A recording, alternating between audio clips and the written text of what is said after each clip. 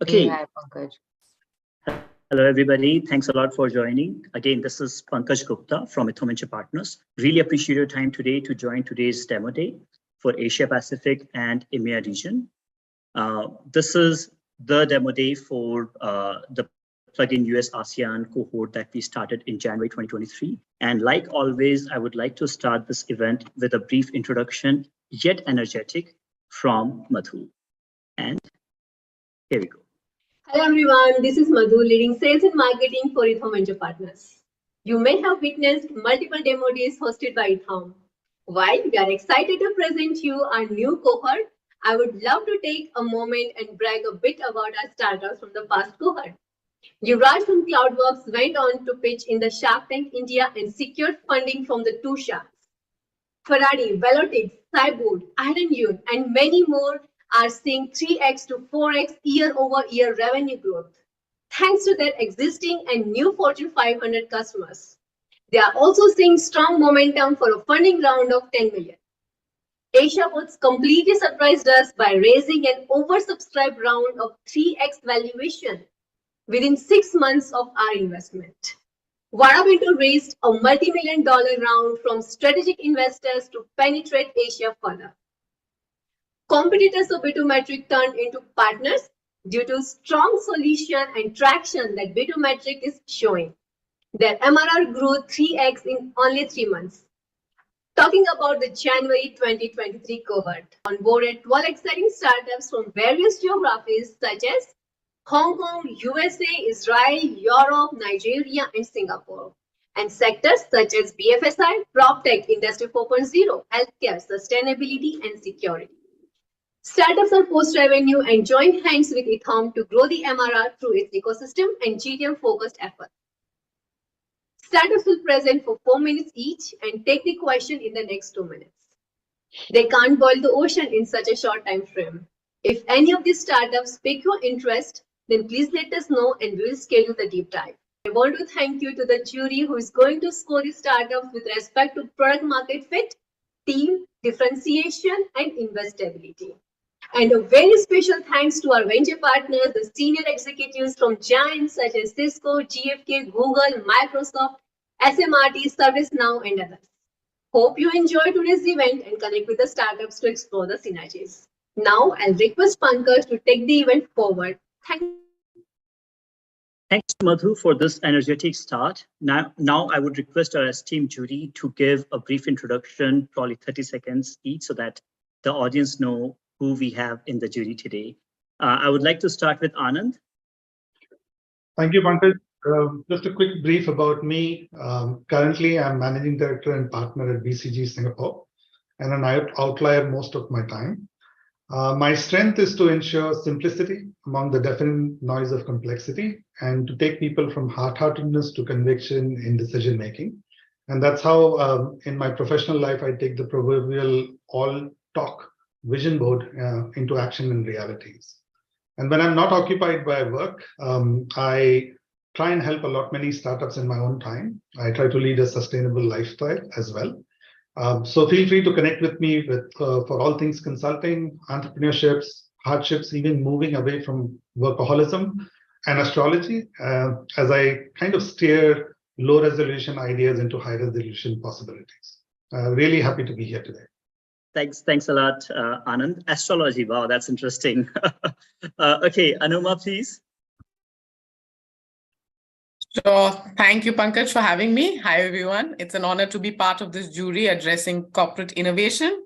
I'm Anoma Baste. I'm the Global Studio Director at Space Matrix, and I am an architect and a business leader with 21 years of experience working in workplace interior design and build and architecture across Asia Pacific and now the world. The organization that I work with is Space Matrix. It was founded in 2001, and it is a design practice that has evolved into a dynamic, agile 21st century digital enterprise, and that's why the synergies today. I've been working across 16 locations in Asia Pacific and have experience of working in 90 plus project locations. And I'm hoping that in my personal purview, I will be able to add value to the pitches today. Thank you. Thanks a lot, Anoma. Really appreciate it. Sharon? Very good afternoon. Very good to be part of this distinguished panel. My name is Sharan Makhija. I'm a director of investments at Singtel Innovate. Singtel Innovate is the corporate VC arm of the Singtel Group. We manage about $350 million US for Singtel, so it's a pure balance sheet fund.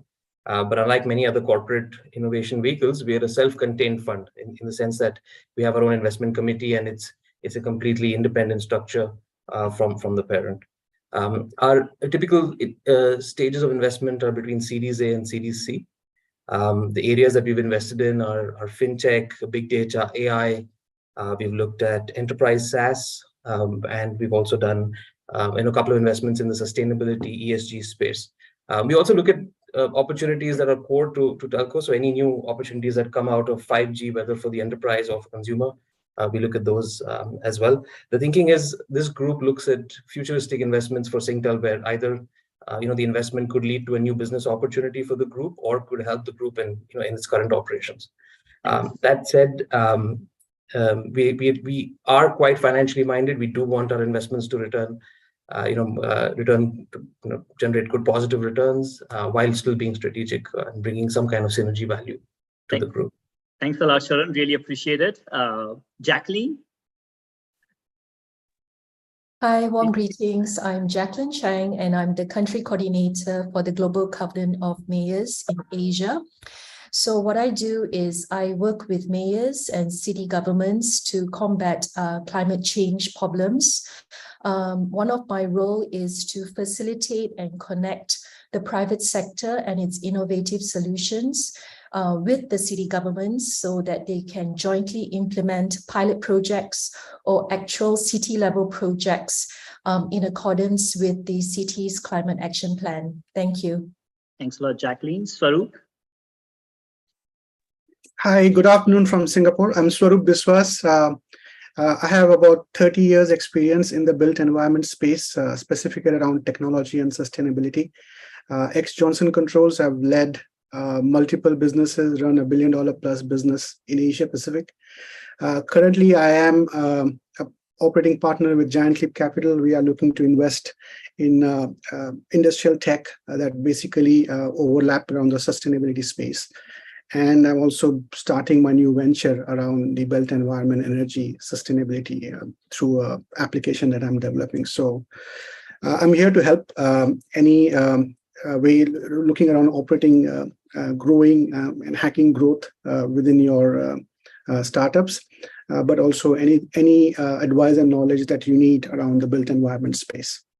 So awesome. Thank you. Really appreciate it, Swaroop. Bonar? Hi, everyone. My name is Bonar. My background, I'm like a digital professional, but like throughout my 20 years career in digital technology, currently I'm leading innovation lab in Singapore. It is part of Collins Aerospace Innovation Hub here in Asia, but it also covers like the global scope of it. The main objective of the innovation is to drive Industry 4.0 digital innovation adoption. First of all, to kind of like have an internal team who can focus so much about Industry 4.0 and the spectrum of digital technology, including vertical and horizontal integration of technology, cloud, AI, ML, augmented reality, and Internet of Things and machine connectivity. So any technology around this area will be the area that we kind of like look forward. But I'm also like on personal level very interested with fintech. I kind of like sit in as advisor in one of like Indonesian fintech that's already being supported by MasterCard, and I think now they're like in a stage of growing to about 50 million in valuation, but I think the overall group was valued about 250 million. So that's kind of like my experience on just helping startup. I hope I can help give a bit more value on this event. Thank you so much. Thank you, Bonar. Aswari? Hey, hi everyone. Thanks, Pankaj, for having me here. Hey, I'm from AB InBev. For those who don't know, it's world's largest beer company. Some of the coolest beer that we brew are Budweiser, Stella, Corona. If some of you have tried. So I kind of used to work with Beer Garage. It's an innovation arm for AB and Bev. So it's a global arm for AB and Bev, and we started kind of a small team in APAC in India here. Currently, I'm leading strategy and transformation for analytics within AB and Bev. So a lot of focus this year for AB and Bev is for creating value for our ecosystem. So not just for ourselves, but also for our retail partners, wholesalers, farmers, and everyone, right? And then to do that, a lot of innovation focus, we have a lot of data focus, a lot of AI focus in there. So I'm here to learn, to know more, would try to bring my expertise in corporate innovation that I had earlier with the company, and to establish synergies if something can be established with CPG companies. Thanks a lot, Aswari. Really appreciate it. Again, really appreciate jury members' time today. Jurors, please don't forget to score startups after their pitch. You will have 2 minutes for Q&A. If you are not able to ask your question, then please use the chat section. We will also seek your final take at the end of all the pitches. So please make sure that you have 1 or 2 startups in your mind that sort of stood out for you. Before diving into the pitches, I would love to share some housekeeping rules. Keep yourself muted throughout the presentation. Unmute yourself when you are requested to do so or when you are asking questions. Please use chat section for Q&A only, don't spam it. If you are a service provider and want to talk about your services, your work, then we'll give you 10 minutes in the end to promote yourself. Raise your hand if you have questions so that we know who wants to ask what kind of question. And now it's time for our first presentation. It is PropTech, a Hong Kong-based startup offering AI-powered platform to connect lenders and borrowers for efficient loan, especially property loan processing. And here we go. Good afternoon, everyone. My name is Neil Chang, and I am the CEO of PropTech Technologies. Today, I would like to share with you our solution for cross-border mortgages. As many of you may know, buying overseas property can come with its own set of challenges, particularly when it comes to borrowing money from local banks. In fact, over 70% of borrowers have reported frustration in getting an overseas property loan due to complicated application process or limited number of lenders. The reason for this is that local financial institutions often have difficulty assessing foreigners' risk, as well as being unfamiliar with overseas property valuations and regulations. PropTech is here to solve the problem. We are a platform that provides overseas property loan solution to both lenders and borrowers. Our platform embeds AI-powered credit risk calculation models, eKYC, evaluation tools that allow any individual or institution to become a mortgage lender without the need for a sophisticated infrastructure setup. PropTech offers alternative mortgage loan solution to borrowers. Each transaction is matched with one investor and one borrower, and backed by a first mortgage legal charge. You may be wondering how large is the market. For example, BC Invest, a lender based in Sydney, has originated £1.3 billion worth of loans to Hong Kong China investors on UK properties in the last 5 years. In Japan, Shinsei Investment Finance approved over $400 million worth of Japanese property loans in 2019. Our competitors are mainly non-bank institutions. Borrowers are willing to pay a higher interest rate in exchange for a more flexible screening criteria. Our loan product is tailored to borrowers who need quick turnover time. We can facilitate a loan drawdown within a week, in contrast to traditional banks of 6 to 9 months. PropTech is the only loan provider that can provide multiple countries' loans through a single platform.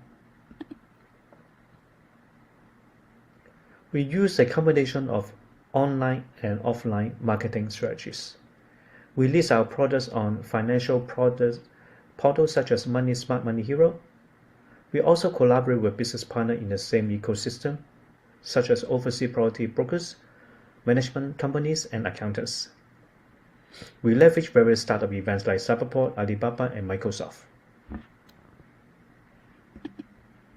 In terms of revenue, we project revenue growth of 350%. by adding 2 additional product lines, property management and consultancy, and the first cross-border online real estate auction platform. Traction, we have been operating for just over 24 months and complete over 29 transactions on Japan and UK properties, with a total transacted property value of over $20 million. Our borrowers come from Hong Kong, China, Singapore, and Japan. Our founders are mainly Hong Kong high net worth individuals and hedge funds. Our founding team is made of experienced professionals, including myself, CEO of PropTech. I previously ran and oversee property division of a listed company in Hong Kong, and I was a stock trader with Morgan Stanley for 14 years. Currently, we are in the process of raising $1.5 million at a valuation of 9.5. We will use the funds to enhance real estate online auction system, lending platform, and develop tokenization business. Our mission at PropTech is to grow as a one-stop overseas property investment, financing, and trading platform in Asia, providing a seamless and efficient solution for cross-border investment. Thank you for watching. If you have any question, please feel free to ask. Thank you. Hey, questions for PropTech?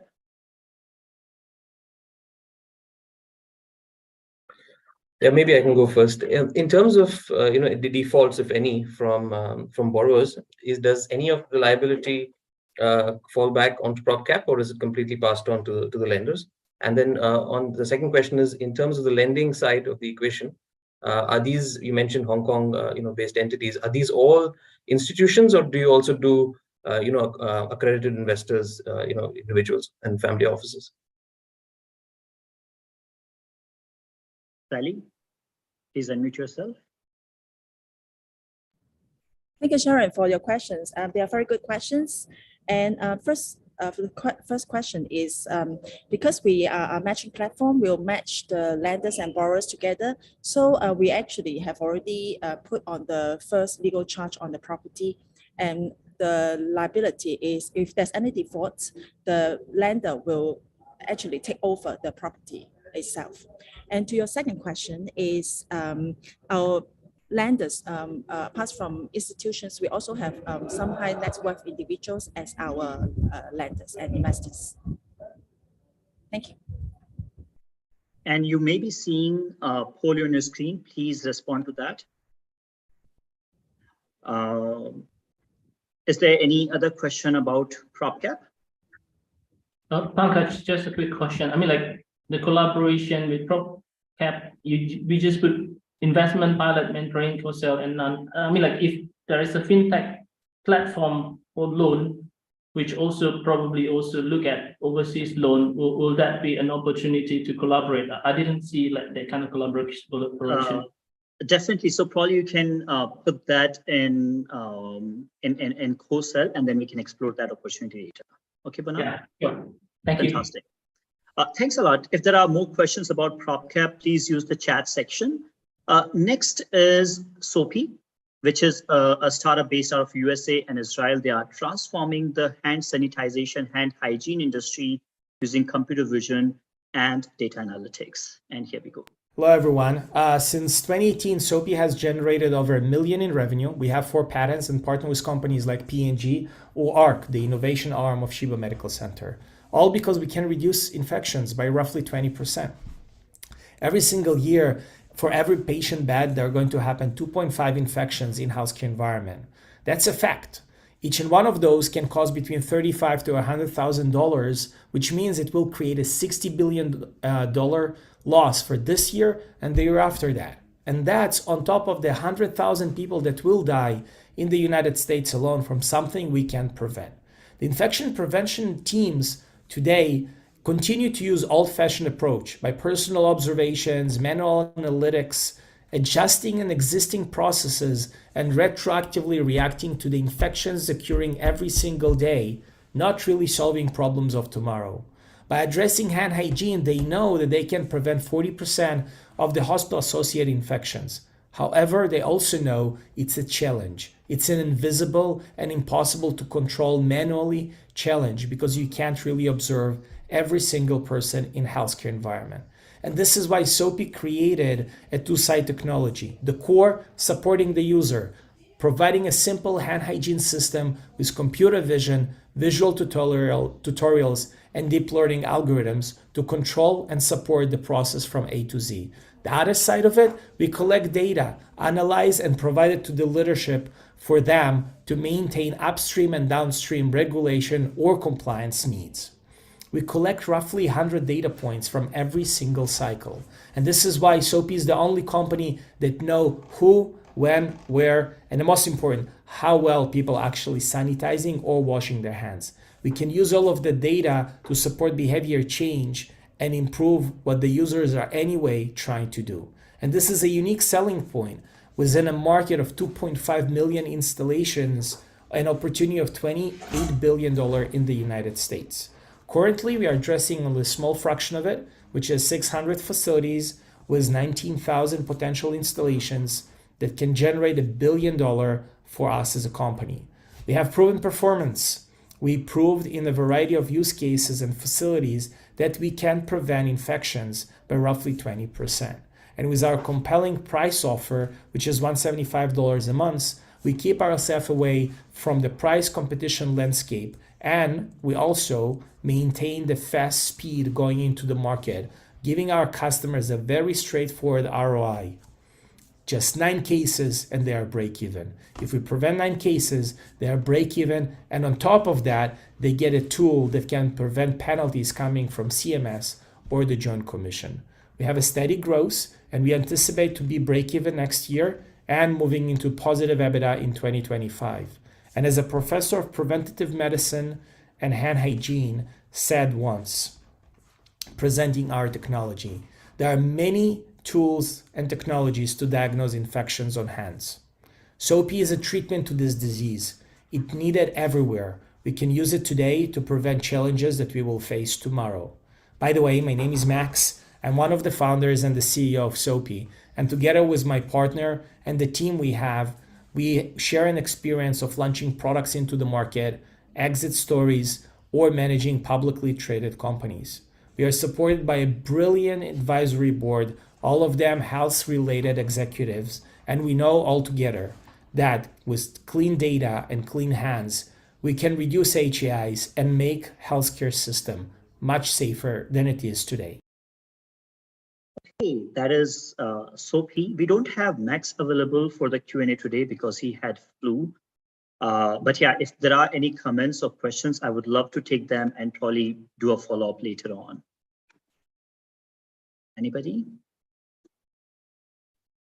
I have just one question, just out of curiosity in here. What's the life of this? What is the life of these units, and how have been your experience really convincing the hospitals to have them? So based on my conversations with Max, whenever they talk to prevention control officers or hygiene officers in the healthcare facility in the hospital, they got buy-in 90% of the times, because these people understand what could be the potential risk challenges with the penalties and things of that nature. So they have very strong buy-in and retention from these the infection prevention control officers in the hospitals. About the duration, I'll have to connect you with Max and take it from there. Okay. Thanks, Pankaj. And again, if there are more questions, please put them in the chat section. We'll take them later. Fill in the whole form. Next is Steam Chain, which is a US-based company solving cross-border payment challenges, especially when it comes to the exotic currencies. And here. Hello, I'm Dan Biggs, CEO and co-founder of Steam Chain. We've solved the problem of high international currency conversion costs, uncontrolled currency fluctuation risk, and unnecessary labor costs for any company making or receiving international B2B payments. Our vision is to disrupt the global SWIFT system by reimagining the methods by which international FX payments are made through digitization. Now, here's the problem, and it's a big one. Currency conversion is expensive, costing from 5 to 11% or more, according to the World Bank. Fluctuation risk can lower the bottom line, according to HSBC. Maersk and IBM estimate that 20% of the cost of international shipping is related to antiquated billing processes. Every day, there are thousands of companies making millions of payments, incurring billions of dollars in wasted fees. Every one of these companies could be a customer for SteamChain. It's a huge addressable market opportunity in the trillions of dollars for our company. We've created a simple-to-use platform where clients create their own payments, and our platform automatically executes those payments, settling the payment in the currency of choice. Our solution can reduce currency fluctuation costs up to 100%, currency conversion costs up to 80%, and labor costs up to 20%. But most importantly, we can increase the bottom line for our customers. Our solution is cost-effective. We charge anywhere from 1% to 2% per transaction, as opposed to the higher rates companies currently pay. Our fee is paid at the time of the transaction, making us a cash business. We've got two options on our platform. The first leverages our strategic FX partners, Corpay, headquartered in Canada, FacilitaPay, located in Brazil, and OFX from Australia. The second model leverages global digital asset exchanges. Transferring the payments takes less than 60 seconds, and settlement takes less than a couple of hours. We provide access to over 200 countries and more than 150 currencies. We have 4 pending patents spanning multiple technology areas, and they're valued at $2.8 million. Now, we're growing our business via a go-to-market strategy that focuses on both digital direct sales and with strategic partner channels in the logistics, consumer goods sectors, and we are in revenue, and we are looking to scale the business. We have billion-dollar clients. OIA Global is a logistics provider. They're using our platform to fund their overseas operating costs. We've reduced their currency conversion costs from 11% to 2%, saving them 85%. SSI is a payment provider that processes more than $1.9 billion from clients like UPS, DHL, and FedEx. We're saving them 60 to 70% on every international transaction and reducing the time from days to minutes. We can beat our competition because of our strong value proposition of saving time, labor costs, and money. Unlike our competitors, SteamChain is decoupled from the banks, making our fees dramatically lower. Simply put, our solution is cheaper, faster, smarter, and more efficient than the competition. We have great channel partners, international trade partners, and global clients. Our team has extensive management experience ranging from global supply chain and logistics to technology and financial risk management. Now, we're looking for customers, channel partners, and investors. Our current investment round is 85% subscribed, and we're looking to close out with an additional $500,000 in investment. Thank you for considering SteamChain. We look forward to working with you. Okay, do we have questions for Dan, sitting in the US? Yes, Dan, I have a question. Dan, what's the go-to-market approach? Are you kind of approaching each of the accounts one by one, and that's how you convince them? How does it work? Actually, we're focusing mainly on channel partners, but we do, through our personal networks within the management team, reaching out to direct clients. So we've got 2 strategies. One is direct, but mainly it's the channel partners that are going to really be able to make us scale the business. And what are the funds going to be utilized for? What's the total amount that you're raising? So it's 500 for the remaining 15%, is it? Right, exactly. We're looking to add a full-time chief revenue officer, and the funds will be used for focusing on the marketing and sales efforts, along with some more platform enhancements. Okay, thank you. You bet. Thank you. Any other question for SteamChain? Okay, next is Yoo-Hoo, working with Asia's biggest real estate companies to help them monitor indoor air quality. And here we go. Hi, everyone. My name is Dustin, and I'm the co-founder and CEO of Yoo-Hoo. We believe that clean air is a fundamental human right. but more than 90% of the world's population does not have access to clean air. Science has shown that breathing in poor air not only makes you sick, it also reduces your productivity and increases the CO2 emissions of the built environment. But how can you manage something that you cannot measure? And how can you measure that you cannot see? This is the reason why we created Yuhu. Yuhu is an environmental data platform for the built environment to improve health, to decarbonize, and enhance ESG. In essence, Yuhu lets you measure what you cannot see, so you know exactly how to improve it. You can view real-time and historical data of all your rooms, offices, and buildings, and manage them from one dashboard. You'll get alerts and tips on what you can do and create smart automations to ensure your health and safety 24 hours a day, 7 days a week. We are the most comprehensive solution, measuring 13 parameters. Other products in the market measure less than half what we do.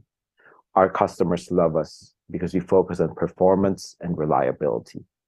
And we are a platform that allows you to benchmark your portfolio of properties to enhance your sustainability and ESG strategy.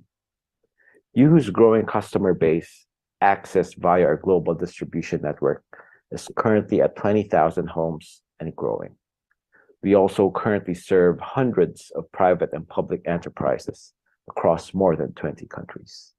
In fact, we have $8 million in the pipeline for 2023 alone, with just a few of our existing clients and partners, because we help our clients and partners earn the necessary credits to obtain sustainability certifications, such as LEED and WELL, and to enhance their overall ESG performance. We have a simple business model where we sell our patented devices together with a SaaS fee to access the Yuhu dashboard. We also sell to value-added resellers, who in turn sell our solution back to the same types of clients. One of the beauties of our business model is that we lock in customers on long-term SaaS contracts, and we have a 95% SaaS renewal rate among our enterprise clients. We are addressing a global $324 billion market that is primarily driven by health, sustainability, and ESG. We have been able to achieve what we have today because of our highly seasoned team who are passionate about health and sustainability, and with backgrounds in consulting, engineering, sales, and marketing. Today, we're raising a $5 million equity round plus $2 million in venture debt, where half of it is already committed to fulfill our $8 million pipeline for 2023, grow our engineering and sales team, and acquire more customers.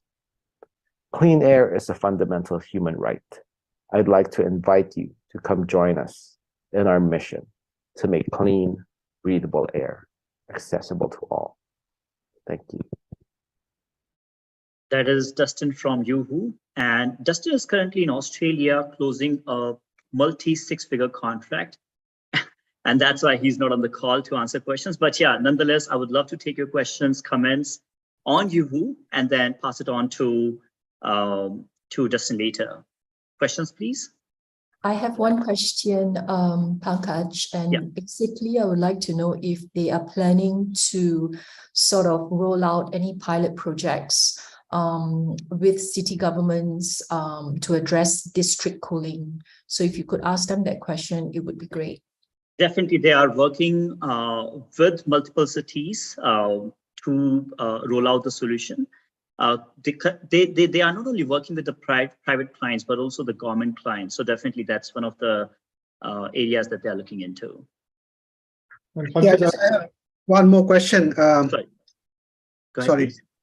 Yeah, so the question to the team is that why does the team think that indoor air quality needs to be something that needs to be measured continuously 24/7? That's a good question. I think I'll let Dustin answer that question later. Okay. Just one more, if you can squeeze in. I'd like to better understand what are their patents for, because I looked through their website also. Majority of the things that they're capturing is sort of being done by someone or the other. So I'd really like to know what is the unique pattern which gives them an edge here. That's a very interesting question. Most of the other competitors like Johnson Controls and others, they measure anywhere from 6 to 8 parameters. And Yoohoo is the only company measuring 13 parameters. And that's the reason that in certain cases, even their competitors are collaborating with them, recommending their solution, and going together at the customers. So yeah, that's their unique selling point. But again, we can take that question in more details with Dustin. Yeah. So Pankaj, sorry to, but one more question in here. I also been to their website and things. One thing I'm not able to understand with this air quality thing, how is the close the loop happens, right? I know they're monitoring some extra parameters. How important are they to monitor? And if you monitor that, how exactly is this ecosystem to really help solve for if there are any concerns? So I was not able to get that. That's a very interesting question. So Yoohoo does monitoring of the air quality. There are other parameters that that they feel are important and their clients feel important, and that's why they are working with these clients. In terms of cleaning the air, we have another startup called Monitor, which essentially focuses on cleaning the air using bipolar ionization, and you will hear their presentation later. And there have been instances where Monitor and Yoohoo collaborated together to sell the solution to the customers. So there has been that product bundling in those kind of cases.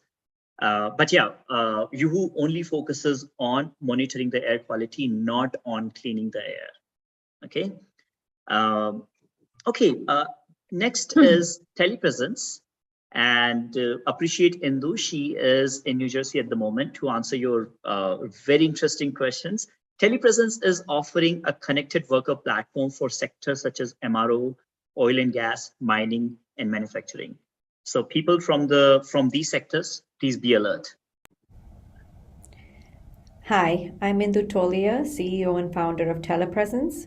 Today I'm here to talk about the future of fieldwork and how telepresence is leading the way. The worldwide shortage of skilled trade workers is becoming a critical issue as the aging workforce and retirement result in an increasing number of vacancies in these positions.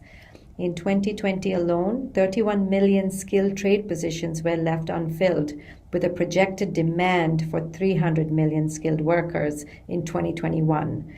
However, only 100 million industrial frontline workers were available to fill the gap. This shortage is causing significant delays in repair times and has resulted in the costly and dangerous dispatch of experienced workers to resolve on-site issues. The cost of industry facility downtime is anywhere between $50,000 and $60,000 per hour of loss. Telepresence offers a solution to this problem with its connected worker platform. We enable SMEs to connect with field teams for real-time over-the-shoulder guidance, diagnosis, and issue resolution without the need for travel. Our digital step-by-step workflows and real-time flow of data to and from the field streamline operations and provide complete visibility into all ongoing field activity. Our platform also includes a seamless method to capture and disseminate industry and domain knowledge, enabling the training of new employees and reducing the risk for your business. Utilizing AI, ML, and computer vision frameworks, our smart operations provides real-time assessments and insights to support various HSE and inspection workflows. Customers can also gain valuable insights into their operational performance and key KPIs through our analytics capabilities. Telepresence is a comprehensive solution that's used for maintenance, repair, and servicing of equipment, as well as inspections, assessments, and audits. It also prioritizes worker and operational safety and streamlines maintenance and inspection rounds through digitization. In addition, the platform provides remote training, supervision, and issue resolution, and is accessible through a range of AR glasses, iPads, phones, tablets, and even browsers. The AR remote assistance and training market is growing at a 43.8% CAGR with a total addressable market of $70 billion and a serviceable addressable market of $12 billion. The market opportunity is expected to grow from 4.2 billion in 2021 to over 24 billion in 2029. Our target market is North America, ANZ, Asia, and the Middle East, with plans to expand into EMEA and Latin America. Our target industries include MRO aviation and utilities, as well as other verticals such as manufacturing, transportation, and mining. Telepresence was founded in the mid-2018 with a team of just 2 and has now grown to 17 members. Our development center is based in India, and we have over 20 plus partners set up across various regions for local support. We have been recognized by Lufthansa Technik as one of the top 12 MRO solutions, nominated for the Engineering and Technology Excellence Awards in 2022 by Transpower New Zealand, and won the IIoT Award from Ingram Micro. And we're also trusted by customers like Honeywell, FMG, HAECO, the Government of Singapore, and FIFA 2023. Our founding team includes myself, Ritesh Tolia, our CRO and co-founder, Surangshu Pal, our CTO, and Vivek Singh, our VP of Sales. We're currently looking to raise $2 million for a runway of 18 months to scale our operations and transform fieldwork globally. Join us on this exciting journey as we revolutionize operations, inspections, maintenance, and training for field teams worldwide. Thank you. Okay, questions for Indu? Hi, Indu. Thanks for that presentation. On the logo slide, there were a ton of logos out there. So keen to understand, are these actual commercial contracts, or are they more POC kind of engagements? And how many of these contracts have been closed? What's the contract value like? So that's a great question, Sharon. Thank you. So yes, because the technology is rather new with AR, and especially with wearables coming into the market in the recent few years, a lot of our projects actually start with pilots, and then they sort of transcend into actual, larger scale deployments. So these logos that you see, some of them, are pilots, and at least have started off as pilots and now are going into deployments. Customers like Honeywell and so on have also started in the first year. Now we're in year 3 with them, and they're going into a larger scale. Every year they're scaling up on their deployments. Average contract sizes for us, we're a SaaS platform, so we're an annual license based, but we have a service component that goes on top of it, because a lot of our customers are looking to understand what's the best wearable for their use case if they're choosing to go that way, as well as customization, integrations with their existing systems, so on and so forth. So we have a service component on top of our just annual licensing. Typical pilots, POC contracts start off about 25-30K. And then, of course, larger scale deployments go up from there. Indu is answering all the questions that haven't been asked yet. Okay, one last question for Indu. Yeah, Indu, this is very much a very emerging field in the field of AR, VR, and I know at least 20 or 30 other providers were seriously looking into it. The question for you is I looked at the kind of budget that you're asking for in terms of the investment required in R&D and engineering. Do you believe that kind of funds will actually help you gain traction? Because out of 2 million, the engineering budget is even small, and companies are spending billions there just to kind of get traction in the space, right? Correct. So we are, we've sort of developed this platform in-house. So every part of what we've developed so far, including all of the AR pieces, have been sort of, ingrown. We believe that instead of investing heavy, extensive, today our platform is being used by really large and trusted enterprises, and they're beginning to see the value in what we have to offer. So rather than invest tons and tons of money in engineering and so on, what we typically do is we have a platform that solves problems right off the bat for our customers, and then based on what the market feedback is in terms of where they'd like to focus their energies. Now we're beginning to we've already ventured down the path of building some ML, AI, and additional computer vision frameworks to help with HSC, health safety for worker safety type use cases, where the system in itself starts to become intelligent, right? Train models, so on and so forth. So we have a 40% that we're looking to spend out of the money that we're raising to go back into product development and R&D. But with the platform that we have right now, we also want to invest some dollars into marketing and additional sales force, building out our sales force and sales teams, because our customers are in different regions of the world, and we just don't have enough feet on the ground to be able to support and grow those regions. Indu, I'm sorry, we'll have to probably schedule a deep dive to go into more details. We'll have to take the next presentation. Again, appreciate your questions on telepresence. If you have more questions, please use chat section. We all are bullish about Africa, and that's why we have Piru West from Nigeria. It's a shining diamond of Nigeria, solving lending and insurance bottlenecks for Africa. And here we go.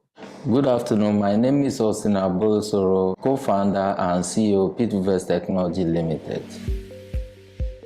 Africa is a continent of about 1.2 billion people. 700 million of them are adult population. Less than 2% of the adult population have access to credit. And less than 1% of the adult population have bought any form of insurance services. There are over 40 million SMEs in Africa, and most of them cannot have access to credit for business scale. Majority of Africans love to help one another by lending money to each other. The challenge is they don't have ways of recovering such funds or keeping the records. Piru West was set up to address these problems. We have built a platform that provides a marketplace where lenders and borrowers could come together and transact with clear transparency. Through our scoring algorithm that use data points from both bank and alternative data sources, we are able to score borrowers and present them to lenders in a way decisions could easily be made. We have already launched an MVP product, and we have about 200,000 individuals and 10,000 businesses onboarded. Our business model is built on 3 options. 1, we charge 20% on revenue made by lenders on our platform. 2, we charge 100% where we intervene on the platform and have to lend directly ourselves. 3, we charge 1.5% on API calls made by other lenders on our platform when our platform is offered as a service. The total addressable market is $160 billion, while the serviceable addressable market is $80 billion. We are targeting a serviceable obtainable market of $1.6 billion in 5 years. Our key competitors are Fins, Kiakia, and Sukfin. The key differentiating factor for us is the fact that we have built a scoring algorithm that takes data sources from bank and alternative data sources. We also offer our platform in a white label mode and offer API services, which is not done by our competitors. Another important competitive advantage is the fact that we have built insurance services on our platform and have partnered 6 insurance companies to offer such services to our customers in very competitive rates. We have got some traction from 2021 to 2022. We already disbursed $2.3 million within the 2 years and earned about $300,000. We are projected to scale up our sign-ups to $1.5 million in 2023, and we are targeted to make a revenue of $1.2 million in 2023. On our product roadmap, we will be releasing our insurance features to the market by end of Q1, and by middle of Q2 we shall be releasing our alternative lending channels to over 60 million Nigerians. By Q3 we shall be extending our services to West Africa and later to other clients. Our team is made up of seasoned professionals led by me with over 20 years banking and technology experience. Our COO is Samuel Abolosoro, who has over 12 years experience spanning banking and technology, and our CTO is Ugochukwu Ajala, who has over 7 years experience in fintech development. I'll ask, we are seeking for a $1 million investment in our company for 20% equity, and this will be focused on product development, talent acquisition, and marketing. I look forward to having your questions. Thank you. Okay, Austin is ready. Please go ahead. Thank you. Yeah. Can I ask the first question? Please go ahead. Like for the span of the 2 years, do you already see what is the NLP, the non-performing loan rate for the 2 years experience that you did? Yeah, sure. We see NLP in the range of about 10%, and that is looking at nano loans, because a lot of the individuals borrow at very high rates, almost up to 20% per month, and that is why the NLP is around that. But for SMEs, it's about 3%. Sorry, the SME is about how many percent? 3%. 3%. And when you say the percent, are you like taking the percent of the value or the number of loan? Value. The value. Yes, sir. All right. Thanks. And for the platform, may I ask, is the platform is already considered like end-to-end, meaning to say the platform itself is integrated with, like, I heard the insurance option will be coming up soon, but for all the other things, like how do they actually get the money disbursement? How do they repay every month? Is it within the platform, the borrower straight away going to the platform and pay digitally, or everything still handled manually? Everything is done on the platform. Borrowers' accounts are tokenized, integrated. We have integrations, more than 20 integrations to different partners, fintechs, banks, insurance services. So everything happens on the platform. The accounts are tokenized, and then the payment is done automatically through the accounts.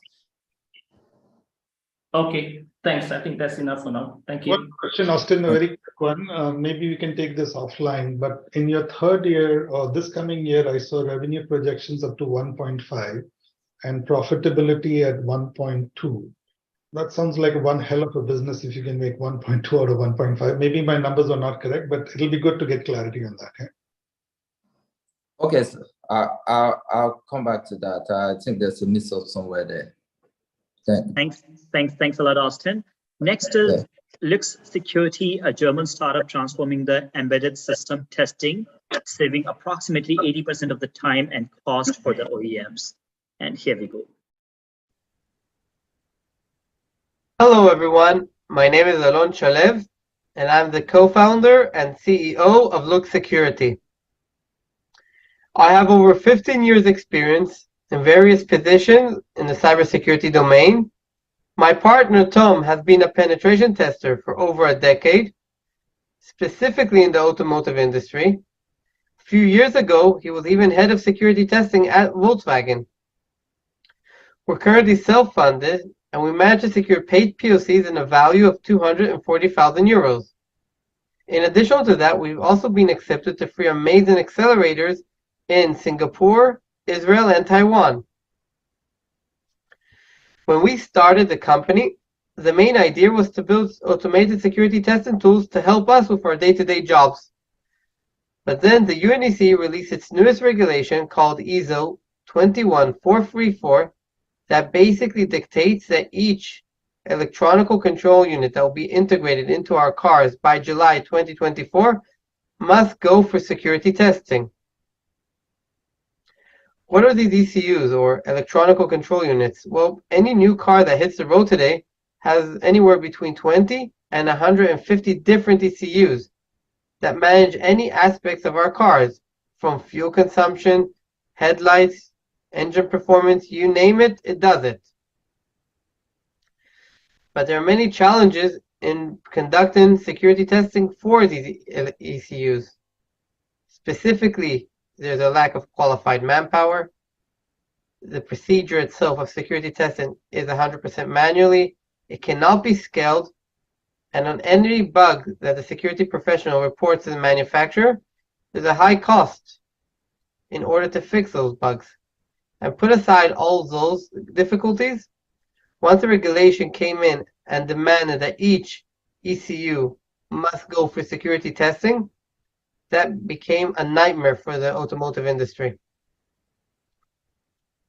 Our solution is very simple. We created a fuzz engine, a vulnerability scanner, and a penetration testing engine, just as the regulation demands. Additional to that, our solution is a SaaS solution. All the know-how sits in our cloud, and our agents are installed on the QA or on the developer's computer. They conduct all the security testing remotely. We're already working with market leaders today, NTT, Siemens, and Audi. But we do have competition. But it's very important to mention all these competition that you see here, all of them started to create a security solution for the automotive industry that the automotive industry did not really care about. We're the only company that fully meets the new regulation in one place. We're currently raising $5 million, and we already have a few VCs that will be joining the round. These $5 million will help us get to a $2 million ARR in 2 years. Lux Security is going to be a $1 billion company, but we cannot rely on building a $1 billion company just on the automotive industry. It's very important to mention that our security suits will be relevant for any IoT, OT, or embedded devices. And we're already speaking to different market leaders in those industries. Thank you very much, and have a wonderful day. Questions for Alon? Yeah, Alon, you mentioned that you're already doing some funded pilots. By when would the pilots results be out? Do you know? So one paid POC we already finished with NTT, and now we're in a commercial agreement with them. We're negotiating it. Second one, we're starting with Siemens and Audi on the 1st of March. And the other paid POC that we're doing with NTT is supposed to finish by the end of Q1. And what's the outcome that you're getting, which is, because as you mentioned, there are other players like Vector, UL, who are also gearing up exactly on this aspect. And your element just focuses on the automotive industry where there are bigger players who have this as one of their offerings. So what's the USP which is gonna, or what's gonna come out of the MVPs, which is gonna give you an edge over others? So first of all, none of our competitors do what we do. Each one of our competitors only provide a part of the solution, and they don't do it remotely. You have to send them eventually the ECU, or you have to give them an actual tool. We're the only one that do the security testing fully remotely. You don't need to send us anything.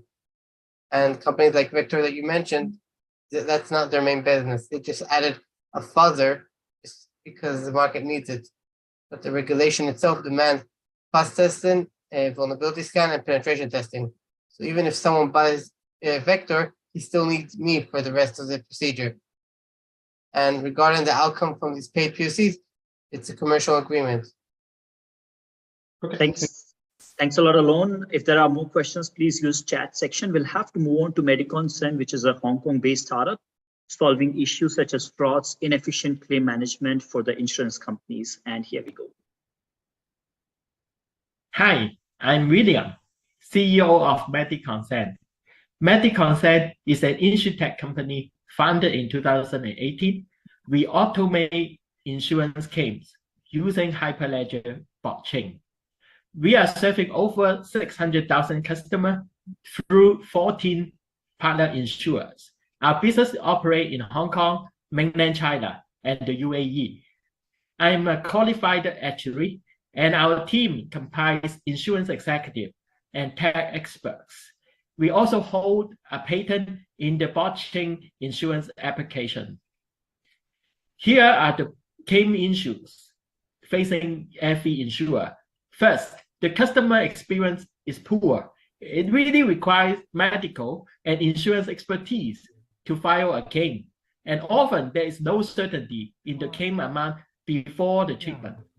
Second, there are many undetected fraud, abuse, and pre-existing cases, as currently insurers rely on humans with a lateral limit to capacity and accuracy. Third, the paper process is still used with lots of errors and data lag due to data silo. Finally, medical network utilization is low, as medical providers are unwilling to work on a complicated and slow processes. This is how our solution solves all of these.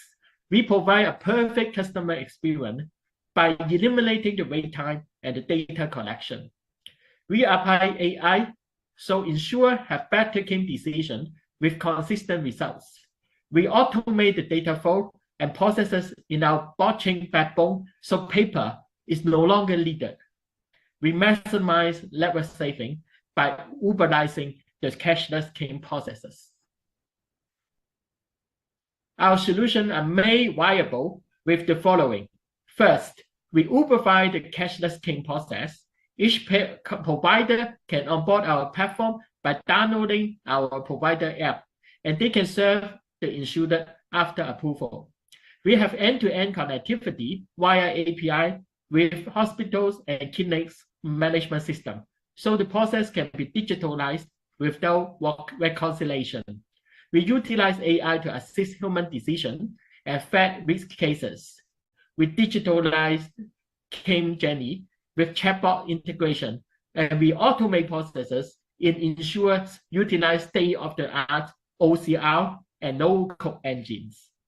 We have already signed up 14 insurers, including global brands such as FWD, AIA, and Generali, and our clients are in Hong Kong, mainland China, and the UAE. We are experienced to work under stringent requirements and across different markets. Here are the awards that we have won. Most importantly, we won the Gold Award in Hong Kong ICT Award 2021, which is the top award in the banking and insurance industry in Hong Kong. We are in Forbes 100 to watch, and we got regulatory support on our programs. Our strategic investor, Mobigator, is the global leader in hospital management system. For all insurers, we would like to work out a POC with you on a reimbursement claim. We would use our system to adjudicate your past claim, and you can compare our results with the actual. You will be pleasantly surprised how the technology can be used to provide almost instant feedback to customer, and how many claims it could save you compared to the status quo. This is my contact, and I am happy to answer any questions. Thank you. Okay, questions for William? Yeah, maybe I can go. When it comes to using blockchain, they're typically used in use cases where you need, the operation to be decentralized and immutable both. In this case, one would imagine just digitalizing the workflow itself helps you meet those objectives, where it does not necessarily need to be decentralized or immutable. So I'm just keen to understand why blockchain is the right technology for this solution when you could do it without blockchain. And thank you for the questions. Actually, no function cannot be done without blockchain. You are correct. But then the ownership of the system and the data integrity is the reason why we need blockchain. Because to process the cashless claim, the payment involved is quite big, and the hospital would not simply believe in the insurer system. And likewise, the insurer cannot solely believe in the TPA or the hospital system. They only believe on their own system. That's why there is a need for reconciliation. And our blockchain eliminates the need for reconciliation. And as a matter of fact, if you go to Hong Kong, for all other comparable solutions, they still need the patient signature so that they can verify the record if there is dispute between the two systems. So our system is the only one that is currently processing the claim without any piece of paper and without any wet signature by the patient. Hope that answers I the have a question. question here, if it's okay with Pankaj. Go ahead, Karthik, please. Yeah. Hey, so William, thank you for the presentation. So I have two questions. Firstly, there are a couple of companies already existing in the allied insurance support areas. And so how would you defend yourself against those who have an early start? That's my first question. Second is, blockchain as a technology is also not accepted by a lot of governments. And the biggest concern there is people not being comfortable with the data being out there in the so-called open blockchain domain. So how do you plan to mitigate a potential risk from the government where you exist?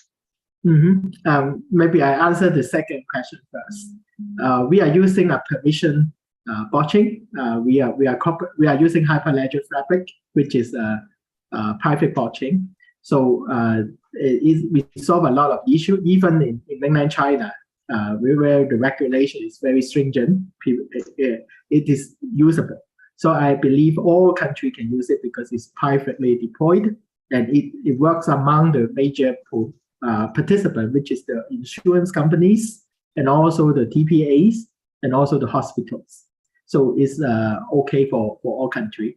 The first question is about the competition. Actually, we know a lot of blockchain company, and we know a lot of company who are very familiar with insurance. But there is very seldom we see any competitor who know both sides of the world. Especially, we see a lot of competitors in Hong Kong that have more capital than us, or they have everything more.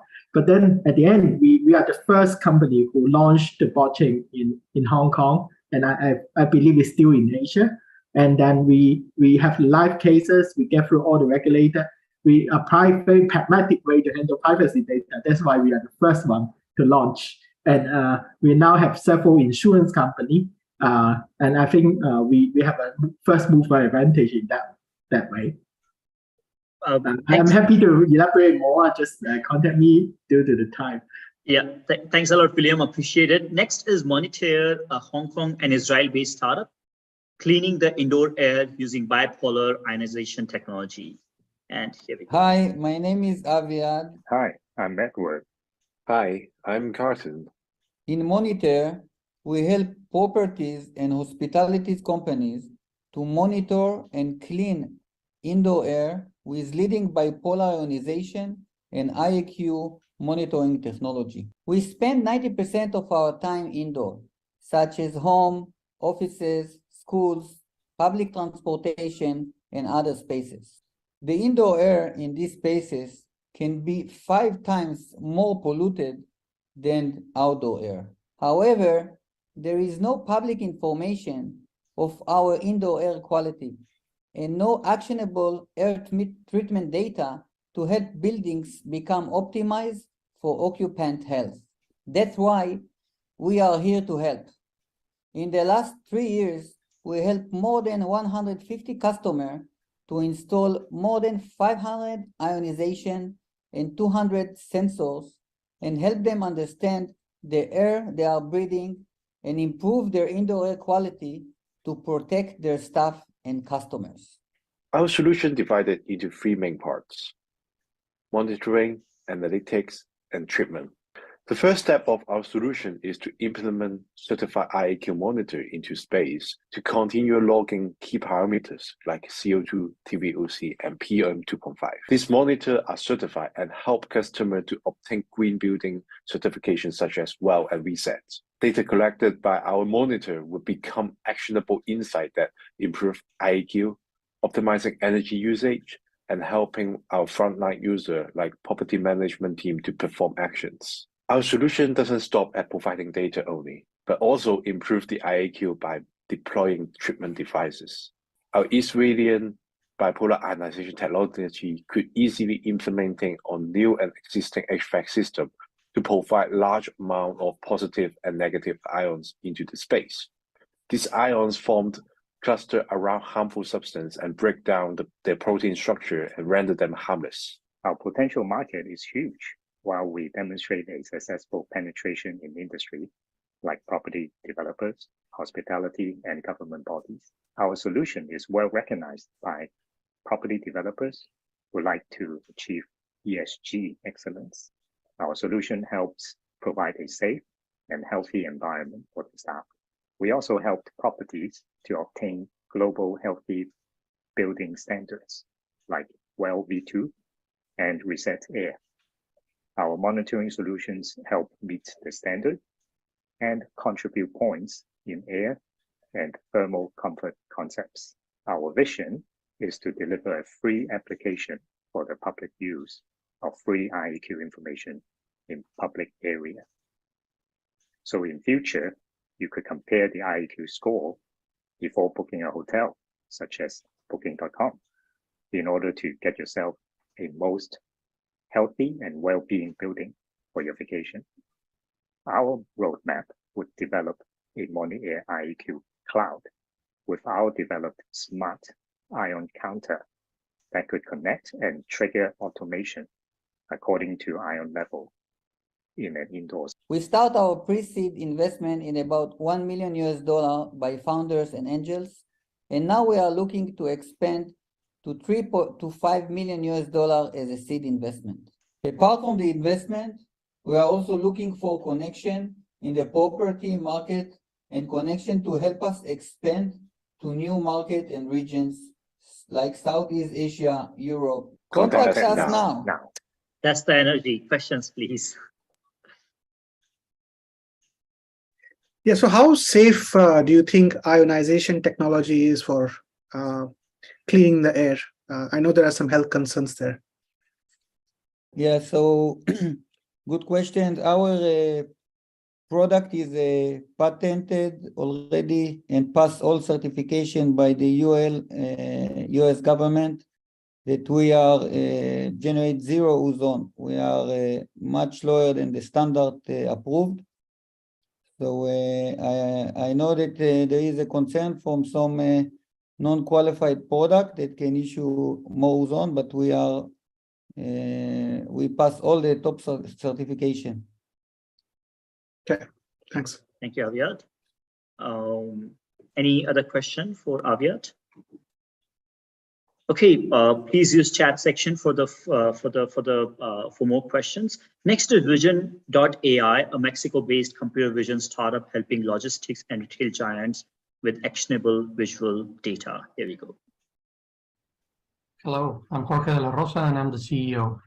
Hi, I'm Victor Angel and I'm the tech lead. Hi, I'm Kevin Weaver, the CCO. We are Vision.ai, which is a B2B platform that uses artificial intelligence and computer vision to help industrial, manufacturing, logistics, and retail companies measure activities through their existing CCTV or IP cameras to extract valuable data out of their day-to-day operations. The problem we're addressing is that there are over 1 billion surveillance cameras in the private sector worldwide, and only 1% are being actively or effectively monitored. Moreover, companies worldwide use inefficient and inaccurate human methods for monitoring and gathering critical relevant data needed for change, safety, profitability of their business.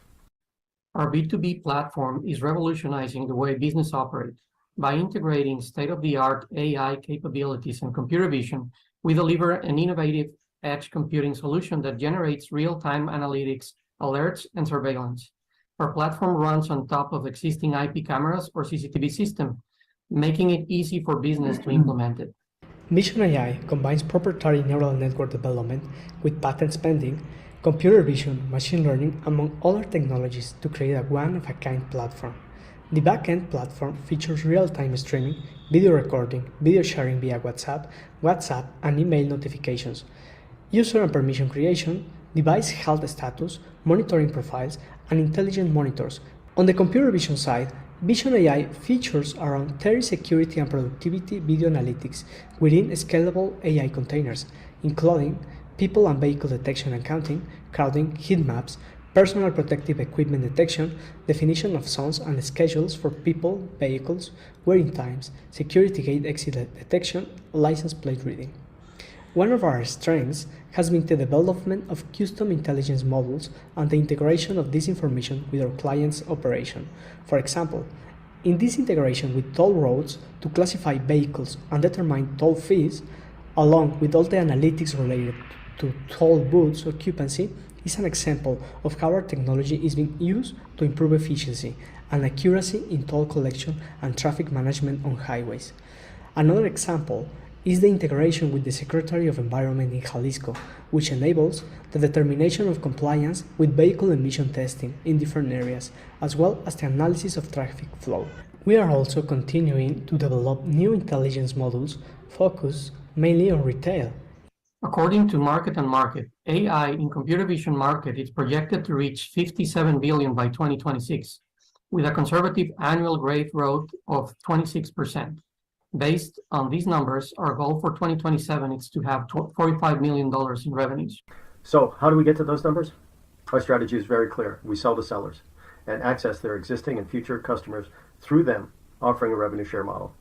We are working on building partnerships with channel partners currently. In Mexico, for example, we are partnering with ABSA, Annixter, and SKS Enterprises. In the US, there are 2,500 CCTV-related companies, and we've begun our outreach to these companies, such as Unisys and Annixter. Our revenue model is very straightforward. Our Edge solution has custom pricing method based on the size of the project, and we're working on SaaS, which initially will be $35 per month per camera with a minimum of 10 cameras. As more functionalities are developed, we are planning to segment different licensing pricings. So far, these companies are using our platform to track dangerous scenarios and unsafe acts, reduce theft, and track shipment or product discrepancies, perform vehicle classification, line management, and mobility analysis.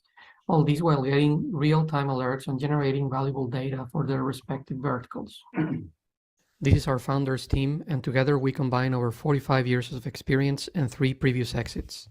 We are currently looking for partners to implement our technology in pilot programs at a discount. And from a funding standpoint, we are raising $1.4 million for a runway of 18 months to execute organizational goals via safe and convertible notes. Okay, questions for Vision AI team? Yeah, maybe I can go. In terms of the processing of the video feeds, are these done on the edge, on the device itself, or are they beamed back into the cloud and then the processing is done on a cloud? Sorry, I was muted. So far on the edge, and we're working on the SaaS road, but right now it's on the edge. Right. And when it comes to, there are a number of players in the space, some big, billion-dollar plus companies, people like Hikvision and SenseTime, that are also in a similar space that are doing, video analytics and video feeds. How do you see yourself differentiating against those players? I think there are 4 different differentiators, if I may. Sorry, Jorge. And that is we think of ourselves, or the product is great ease of use, high affordability in terms of competitive marketplace, functionalities, and we have a very unique ICP targeting focus. So I think those 4 things will really differentiate us from the marketplace at large. Thanks a lot, Kevin and Sharon and Jorge. I think there are more questions in the chat. Please answer them. We'll have to move on to the next presentation, which is BridgeX. It's a Hong Kong-based startup enabling local currency transactions in Greater China and Southeast Asia. Here we go. Hi, this is Donald from BridgeX. BridgeX simplifies Asia payment and local collection. Our digital treasury network empower business with unified payment infrastructure in Southeast Asia and beyond. We empower them to transact in Asian markets effortlessly. BridgeX was founded by Thomas, Vincent, and myself with deep finance, treasury, business execution, and banking tech experience.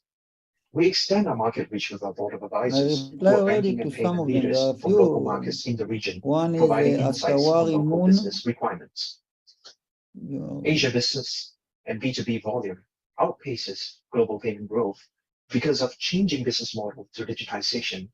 E-commerce is driving digital payment adoption, and access to multiple market segments is now a must. Now, in terms of trade, US, Europe, and China have been the largest trading partners, and this dynamic has been changing. Now, Southeast Asia as a trading bloc has become an equivalent size of the US or Europe market, but the access to this region remains problematic because of limited collection and payment options for business. Markets are fragmented because of country regulations and restrictions, and the lack of unified payment system also means payment settlement is now a slow process. Our job is to provide this one-stop solution and remove the pain of settlement timing costs transacting in Asia. We solve the problems by providing a unified network for local currency access, enable a two-way flow of payment and collection, speeding up the process with real-time payment rails and FX optimization. This network infrastructure is built upon an Asia Treasury Hub concept with local payment rails. It means that our Treasury Hub enable global settlement and distribution of payments globally. And we support sending of funds to local banks' payment rails with our banking partners. Our B2B services are designed to help SMEs and enterprises address each issue by giving them the visibility, certainty, and efficiency in managing their currency exposure and processing their international payments. We address the market pain point faced by the business operating in Asia to receive, optimize, and make payment which is done by our key connectivity to China with an integrated channel serving multiple payment types. And for local markets in Southeast Asia, we integrate with solution partners with a one-stop solution that gives business efficiency and reduced transactional friction. Since our inception in 2019, and despite the pandemic situation for the past 3 years, we have increased our transaction size and volume to over 200 million through our offerings for the SME client base. This is done with our established transactional banking partnership with the support in Asia, and this is continuing with our financial institutions that are now ready to adopt our solution, enabling their global business payment. Over the next 18 to 24 months, we would be scaling up with our setup of licensed infrastructure, which is a hub and spoke model, and enable embedded payment solution through local technology implementation. We will have features and solutions that's unique and adaptable to each Southeast Asia local market. We look forward to working with business partners and end clients to enable business payments for banks and non-bank financial institutions with business technology solution providers and market sellers. And this is Donald from BridgeX. Thank you, and speak to you soon. Okay, do we have questions for Donald?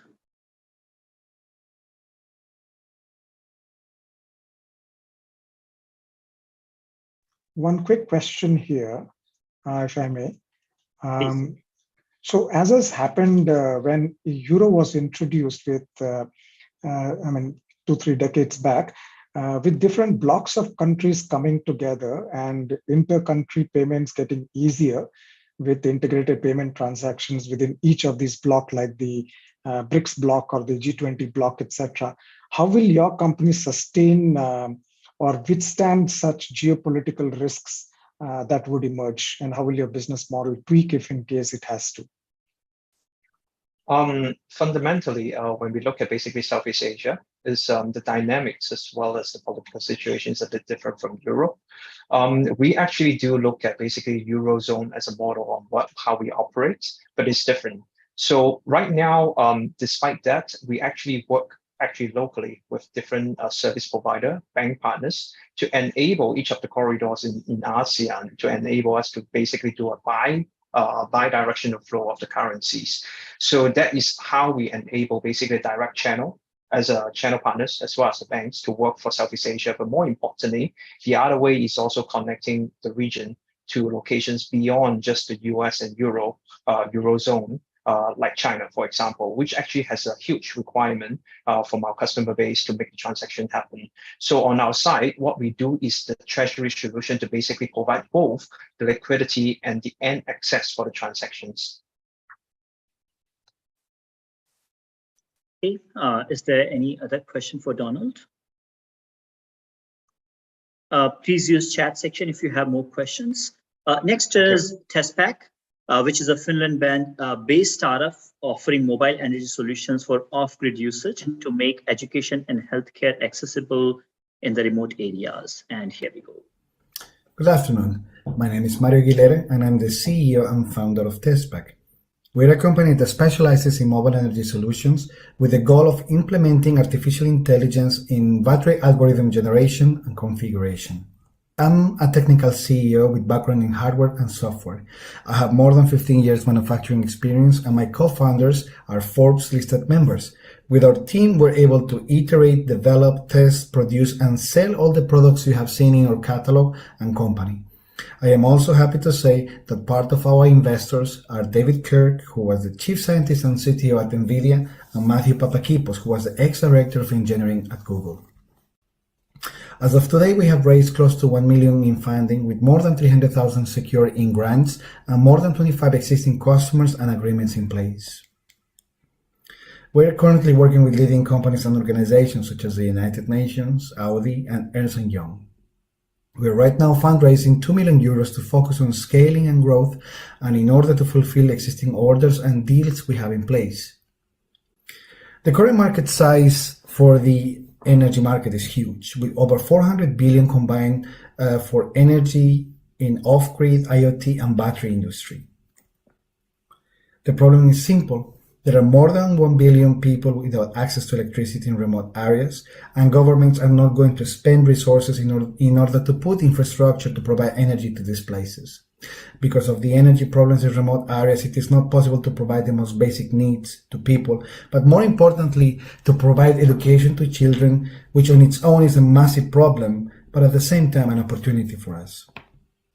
We're solving one of the biggest problems globally: how to access electricity, specifically in places where there is lack or no existing infrastructure with our technology.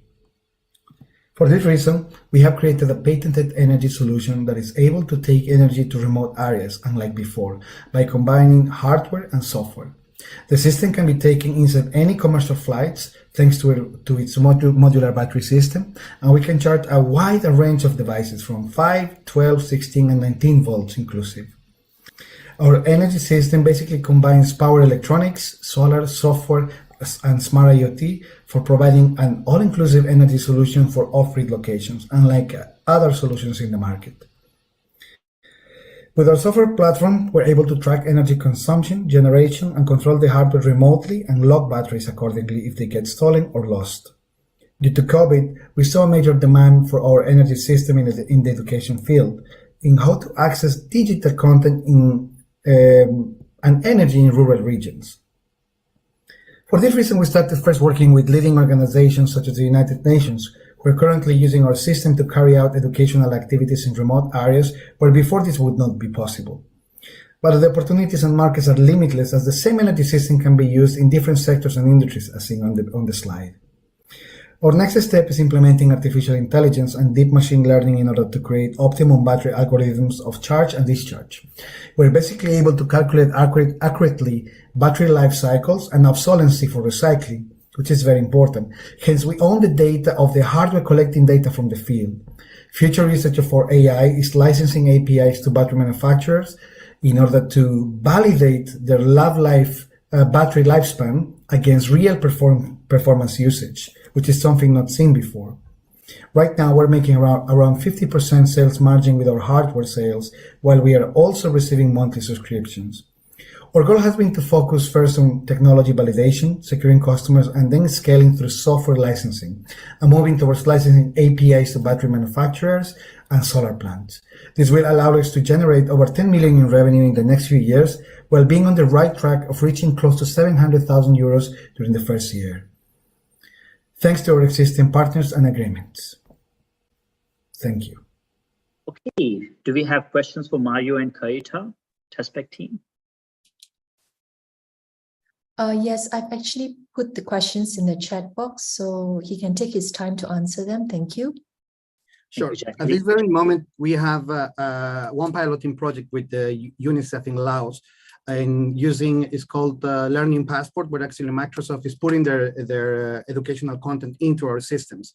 So what our systems does is to upload educational content into it, and you can project it directly in any place without any infrastructure. So this is one of the projects that we have. Then we have another one with Plan International, where we are taking training content for teachers in remote areas that do not have access to electricity. Any further question for Mario?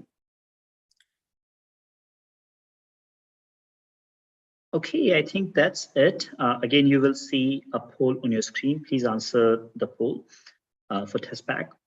Now, I would request jury to share their thoughts on one or two startups that stood out for them. You can, again, probably take 30 seconds to talk about these startups. I'll start with Anand.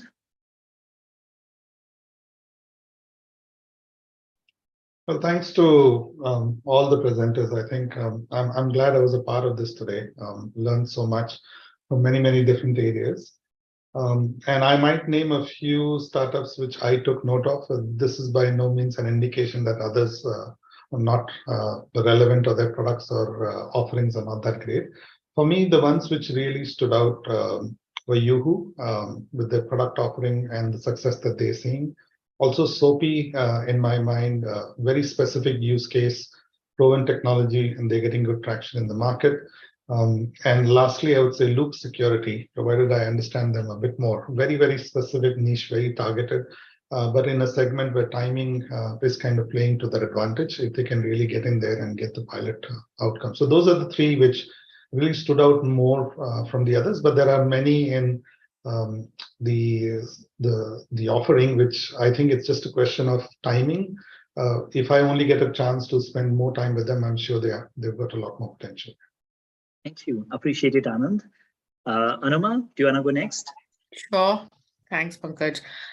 Similar to Anand, I thought Yuhu and Monetaire were closest in terms of what I could relate to, relevant to my industry as well.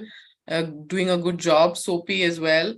The other one that was different from what Anand said was Steam Chain. I felt that their value proposition was extremely strong, and when it came into flexibility and the fee that they were offering, it's very competitive, something to look forward to. All the others as well stood, but I had to choose three, so these are the three. Thanks a lot, Anuma. Who wants to go next? Bonar?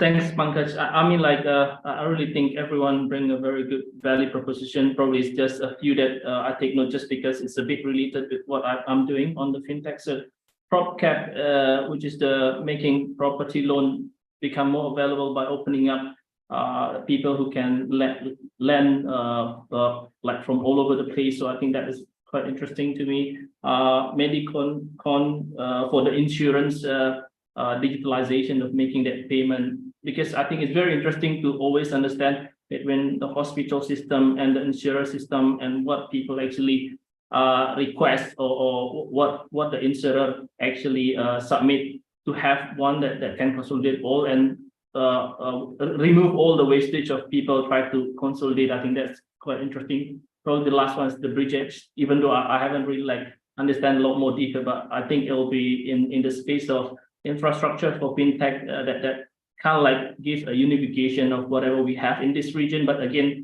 I think maybe we still have to put it side by side with a few other players that is we have in this space. But that is the three that I can kind of like mention, Pankaj. Thank you. Thanks a lot, Bonar. Jacqueline? Oh, hi. Well, I think the ones that stood out for me really was Yuhu, Monetaire, VCN, especially TestPack, because it's very related to climate and energy. And also there is, I think, a high probability to actually work with city governments on current pilot projects where they could actually contribute and create an impact. I feel that there's quite an interesting opportunity to explore further with them. I've actually shared my email in the chat box, and I would like to have a copy of their pitch. Why? So that I have the consent to actually share them with some of the city governments.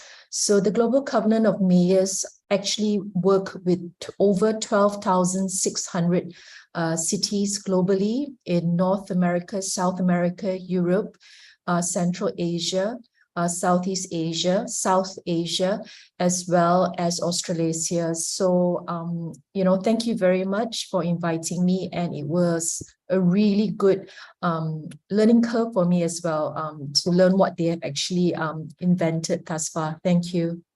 Appreciate it, Jacqueline. Really appreciate your contact information and your offer of support.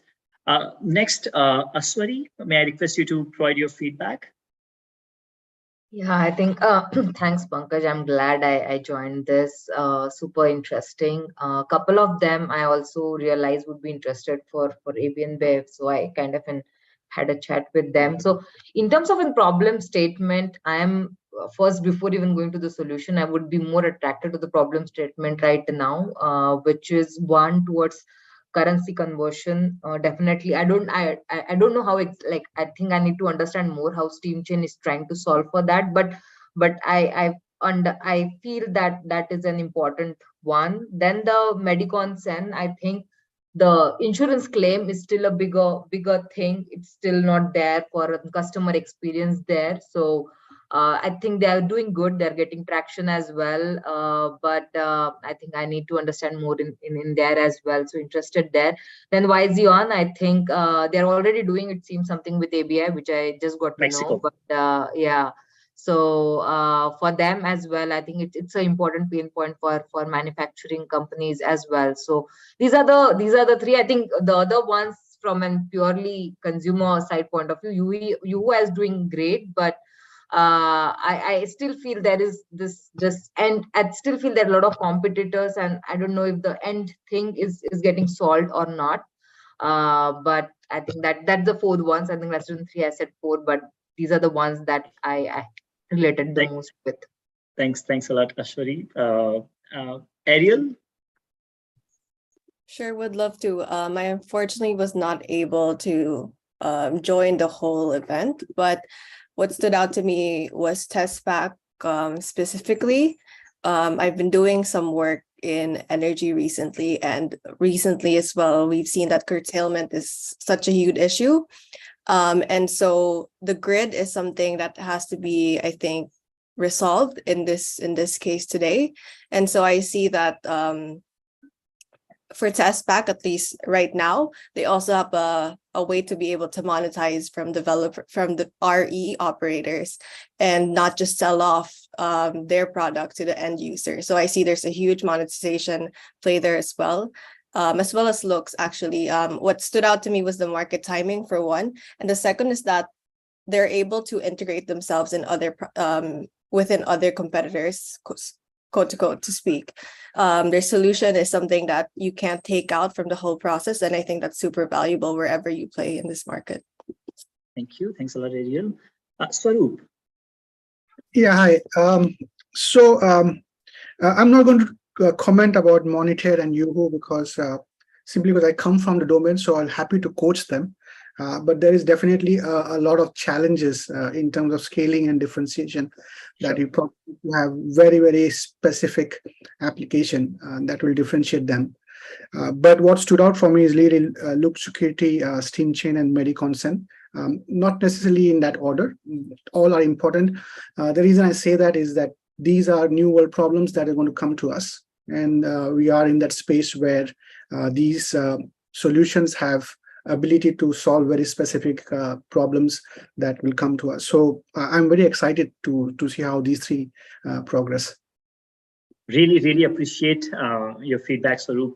Again, thanks everybody for joining today, providing your feedback. I'm sure that you have filled in the scoring sheet and you have given your feedback on the poll as well.